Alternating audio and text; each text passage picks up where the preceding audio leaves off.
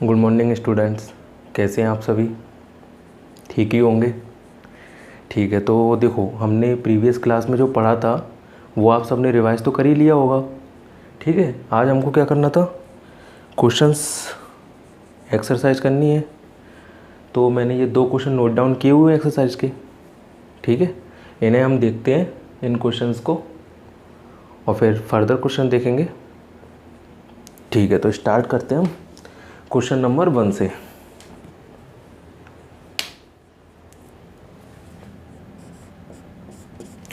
Question number 1 क्या कह रहा है, एक ट्रायंगल है एबीसी और जो राइट एंगल बन रहा है वो कहाँ पर बन रहा है, बी पर। कहाँ बन रहा है, बी पर। ए बी कितना दिया है 24, बी सी कितना दिया है 7। ठीक है, निकालना क्या है हमें, sign A cos A sign C cos C. चलो ठीक है, अब हमने ट्रायंगल बना लिया। ऐसा ट्रायंगल बनाना है जिसमें बी पर क्या हो, राइट एंगल हो।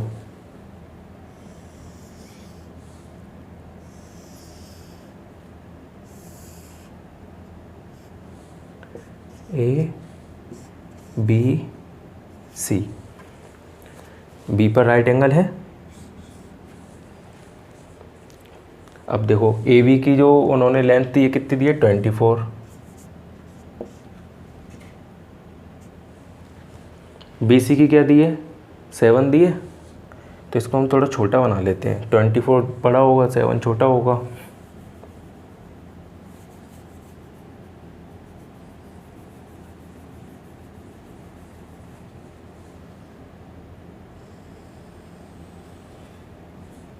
ठीक है, अब हमसे क्या पूछा है, साइन ए। अब ए पूछा है मतलब कि ए एंगल की बात कर रहा है। ए एंगल मतलब ये वाला। ठीक है, साइन ए क्या फॉर्मूला होता है इसका, perpendicular upon hypotenuse, perpendicular upon hypotenuse. अब देखो इसमें परपेंडिकुलर क्या है, हमने अभी तक किसको एंगल कंसीडर किया था, जो हमने एक्सरसाइज में पढ़ा था इधर वाला एंगल कंसीडर किया था। तो एंगल के सामने वाला परपेंडिकुलर होता था ना, एंगल के अपोजिट साइड वाला। इसमें ये वाला एंगल तो है नहीं, अभी ये एंगल लिया है, तो इसके सामने वाला कौन सा होगा, ये रहेगा, ये रहेगा ना, अपोजिट साइड है ना ये, तो ये रहेगा परपेंडिकुलर इसमें। ठीक है, तो परपेंडिकुलर हमने लिख लिया 7 सेंटीमीटर। हाइपोटेनस तो यही रहेगी क्योंकि ये बड़ी साइड है। ठीक है, लेकिन ये हमें दी नहीं है, कैसे निकालेंगे। अब देखो परपेंडिकुलर दिया है, बेस दिया है, पाइथागोरस लगा दो। Hypotenuse square equal to perpendicular square plus base square. Hypotenuse निकालना है, परपेंडिकुलर कितना है, अब इस एंगल के हिसाब से देख रहे हैं। परपेंडिकुलर है 7 का स्क्वायर, बेस 24 का स्क्वायर कितना होगा, ये 7 का स्क्वायर कितना होता है 49, 24 का स्क्वायर 576। तो ये कितना हो गया 6 और 9 625। तो हाइपोटेनस हमारा आ गया 25, क्योंकि ये क्या है, हाइपोटेनस का स्क्वायर है। हाइपोटेनस 25 आ गया। अब देखो हाइपोटेनस को इसमें रख दो,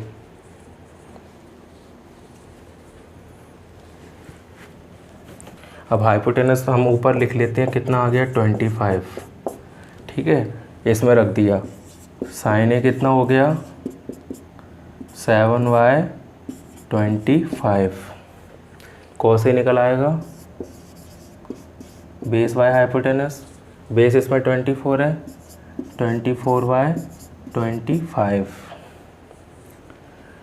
ठीक है, अब second term sine C and cos C. चलो सेकेंड टर्म देखते हैं। अब देखो सी है तो सी एंगल माना, ये रहा सी। इसमें तो हमारा वही प्रीवियस से करते हुए आ रहे हैं, आराम से हो जाएगा ये तो। Sine C perpendicular upon hypotenuse, C angle के लिए परपेंडिकुलर क्या होगा, ये रहेगा 24। हाइपोटेनस देखो 25 ही आएगा, क्योंकि देखो जब हम पाइथागोरस लगाएंगे तो हाइपोटेनस का square equal to perpendicular square plus base square होगा। इस एंगल के लिए परपेंडिकुलर और बेस तो चेंज हो गए, लेकिन रहेंगे तो दोनों फिर भी सम में ना। तो यहाँ पे परपेंडिकुलर 24 स्क्वायर हो गया, बेस 7 स्क्वायर हो गया, पर ये ओवरऑल फिर भी 25 ही रहेगा। ये लिख दिया यहाँ 25 कॉस सी बेस वाई हाइपोटेनस, बेस कितना है 7/25। ये आ गए हमारे चारों आंसर। ठीक है,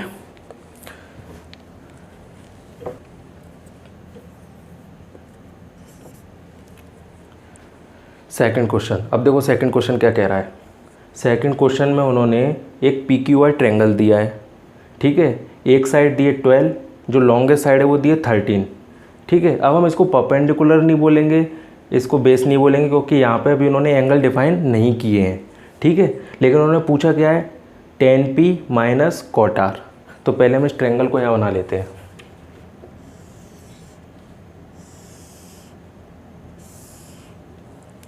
पी क्यू आर, ये 12, ये 13। ठीक है, अब पहले हम चलो tan p के लिए खेलते हैं। tan p के लिए खेलें। tan p, tan का formula perpendicular upon base.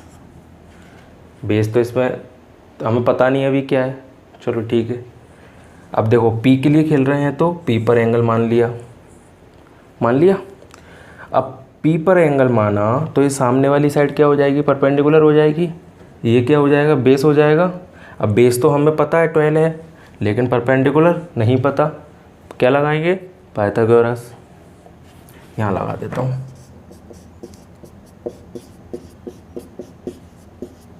Hypotenuse कितना दिया, 13 का स्क्वायर, परपेंडिकुलर 12। परपेंडिकुलर ये सामने वाला रहेगा जो कि हमें नहीं पता, बेस 12 का स्क्वायर। 169 माइनस 144 इक्वल टू 5 हो गया, ये 2 हो गया। परपेंडिकुलर आ गया हमारा 5 सेंटीमीटर। सेंटीमीटर लिख लेना, ठीक है। बस परपेंडिकुलर आ गया, बेस पता ही है 10 p, परपेंडिकुलर कितना 5 और बेस 12। ये हो गया 10 p। अब निकालना क्या है, कॉट आर। चलो कॉट आर देखते हैं। तो पहले तो आर एंगल मान लिया, ठीक है। अब कॉट क्या होता है, बताओ कॉट क्या होता है। 10 का इन्वर्स होता है तो 1/10 आर, ठीक है। 10 का फॉर्मूला परपेंडिकुलर अपॉन बेस 1/परपेंडिकुलर अपॉन बेस। इसके लिए परपेंडिकुलर अपॉन बेस चेंज हो जाएंगे ना। ये वाला तो पहला सेक्शन ख़त्म कर दिया हमने यहीं, ठीक है। इसके लिए परपेंडिकुलर और बेस चेंज हो जाएंगे। इस बेस को ऊपर डाल दो, बेस बाय परपेंडिकुलर। अब देखो कॉट के लिए चेक करते हैं क्या सीन रहेगा।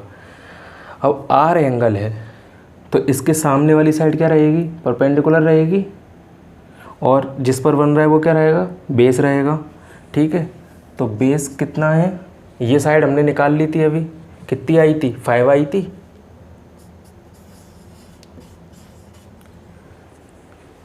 आई थी ना। अब इस एंगल के लिए तो ये परपेंडिकुलर था और इस एंगल के लिए बेस है, पर ये साइड तो वही रहेगी ना जो हमने निकाली hypotenuse square plus perpendicular square plus base square Pythagoras theorem से। ये कितनी आई थी, 5 सेंटीमीटर। तो ये साइड तो वही रहेगी, बस उसके देखने का नज़रिया चेंज हो जाएगा एंगल के अकॉर्डिंग। इस एंगल के अकॉर्डिंग ये परपेंडिकुलर है, इस एंगल के अकॉर्डिंग ये बेस है, ठीक है। तो बेस हमारा क्या होगा इधर, यही क्यू आर।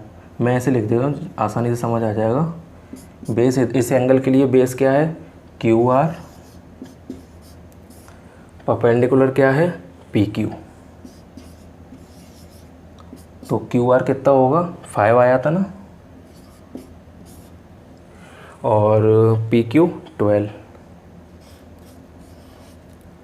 अब देखो tan p भी 5/12 आ रहा है, कॉट आर भी 5/12 आ रहा है। हमारी इक्वेशन क्या थी, tan p minus cot R. दोनों में रख दो, 5/12 माइनस 5/12 क्या हो गया 0। ये हो गया आंसर। देखो यहाँ कंफ्यूज मत होना, ठीक है। अगर तुम इसमें कंफ्यूज होती हो तो एक काम करना, हाइपोटेनस की जगह लिख लो PR का स्क्वायर। मैं इसको हटा देता हूँ, ये तो समझ में आ ही गया पूरा।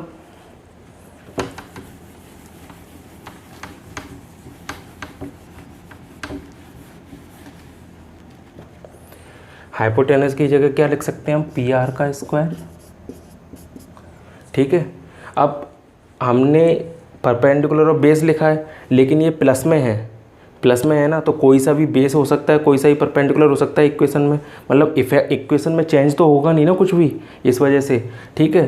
तो हमने R एंगल को मानते हुए इसको परपेंडिकुलर लिया, तो ये क्या हो जाएगा PQ का स्क्वायर प्लस QR का स्क्वायर।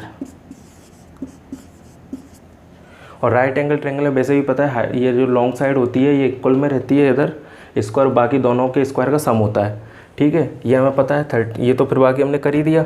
बस ये है PQ की जगह वैल्यू लिखेंगे, PR की जगह लिखेंगे, QR की वैल्यू आ जाएगी। अब QR इस वाले एंगल के लिए तो परपेंडिकुलर रहेगा, इस वाले एंगल के लिए बेस रहेगा, तो वो क्वेश्चन के अकॉर्डिंग चेंज हो जाएगा, ठीक है।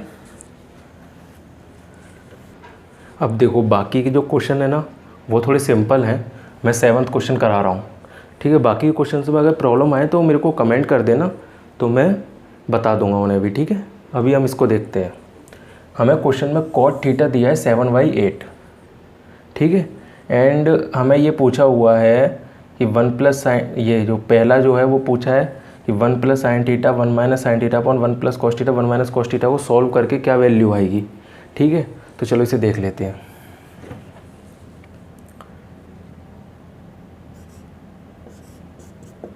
cot थीटा कितना दिया है 7/8 ये दिए। तो मैंने क्या बताया था, ये रेशियो जो है वो पूरा एक रहता है, फ्रैक्शन फॉर्म में है, तो एक कांस्टेंट मान लेते हैं जिससे हम इनको अलग अलग कर सकें, ठीक है। तो एक कांस्टेंट माना के, लेट इंग्लिश तुम लिख लेना, मैं डायरेक्ट बता रहा हूँ, एक कांस्टेंट माना के, ठीक है। तो जब के कांस्टेंट दोनों में लगाएंगे तो कॉट में ऊपर क्या रहता है बेस रहता है, नीचे परपेंडिकुलर रहता है, तो बेस कितना आ गया 7K, परपेंडिकुलर कितना आ गया 8K, ठीक है। ये पता चल गया। अब देखो परपेंडिकुलर है, बेस है, साइन में तो हमें पता है कि हाइपोटेनस आता है, कॉस में भी हमें पता है हाइपोटेनस आता है, क्या लगाएंगे पाइथागोरस।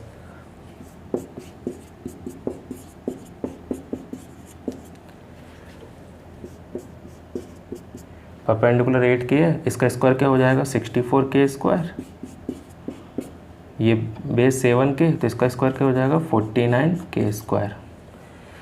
ये सम करने पे कितना हुआ, तो ये कितना आ गया √113K, ये हो गया। अब हाइपोटेनस इसमें रखेंगे। अब देखो ये 1 plus sine theta 1 minus sine theta, ये वाला फॉर्मूला बन रहा है, पता है देखो a plus B A minus B बन रहा है, a plus B A minus B क्या होता था formula, A square minus V square, A square minus V square equal to bracket में a minus B A plus B होता था, वही फॉर्म बन रही है। तो हम इसको क्या लिख सकते हैं डायरेक्ट नीचे, ये हाइपोटेनस को मैं अलग लिख लेता हूँ, यहाँ लिख लेता हूँ, ठीक है। हाइपोटेनस कितना है √113K। अब देखो ये a plus B minus B के फॉर्म में है, तो a हो गया हमारा 1 और b हो गया साइन थीटा, तो 1 का square minus sine square theta मतलब a square minus b square.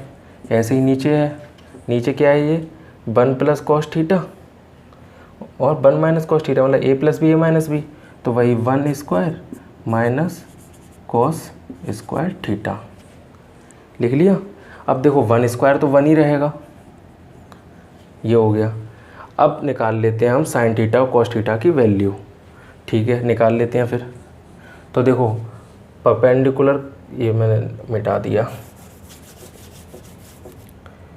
Perpendicular 8K था, बेस 7K और हाइपोटेनस कितना आया 113K। K रूट के बाहर है क्योंकि K स्क्वायर था।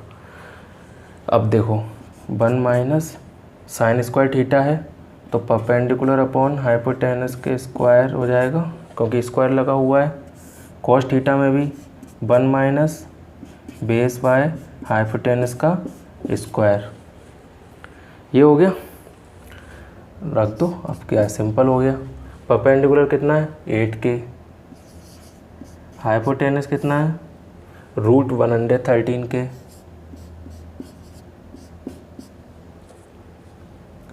इसका स्क्वायर, ठीक है, अपॉन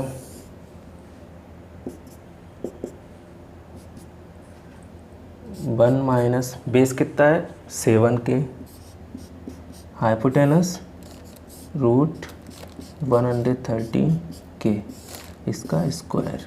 K से K गया, K से K गया। ये हो गया।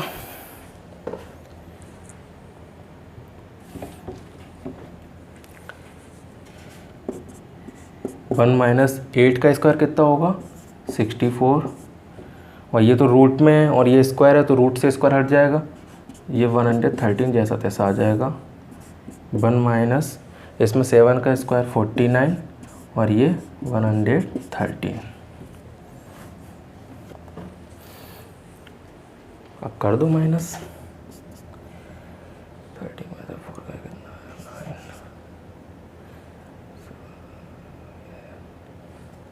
9। ये आया 49/113 और ये आया 64/113। डिनोमिनेटर दोनों के सेम है, काट दिए, कितना आया ये 49/64। ये हो गया हमारा आंसर, ठीक है। अब देखो cot square theta, cot theta तो मैं दिया था, कितना दिया था 7/8। कॉट स्क्वायर थीटा मतलब कि कॉट थीटा का होल स्क्वायर, मतलब कि 7/8 का होल स्क्वायर 49/64। दोनों सेम हो गए आंसर। हाँ, ये दोनों सेम ही आते हैं।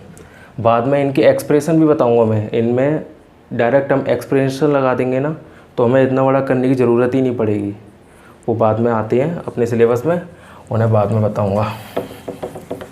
अब बाकी के क्वेश्चंस आप लोग करना, कोई प्रॉब्लम आए तो मैं तो फिर हूँ ही यहाँ, कोई प्रॉब्लम ही नहीं है।